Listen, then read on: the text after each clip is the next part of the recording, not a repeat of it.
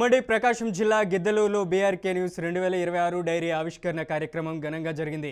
పట్టణ అధ్యక్షులు Appisetti Uday Shankar, senior journalist Mallikarjunarao చేతుల మీదుగా డైరీని ఆవిష్కరించారు. ప్రజా సమస్యల పరిష్కారంలో మీడియా ఎల్లప్పుడూ ముందుంటుందని బీజేపీ జిల్లా ప్రధాన కార్యదర్శి డాక్టర్ జేవి నారాయణ పేర్కొన్నారు.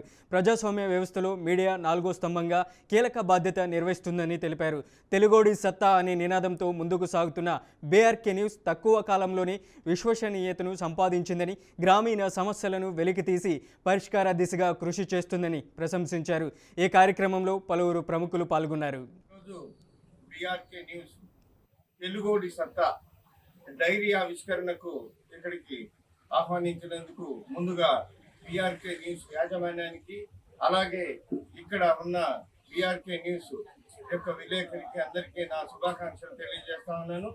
అనతి కాలంలోనే అవినీతిని వెలికి తీసే కార్యక్రమంలో మరి ఈరోజు బీఆర్కే న్యూస్ ముందుందని చెప్పేసి ఈ సందర్భంగా నేను తెలియజేస్తా ఉన్నాను.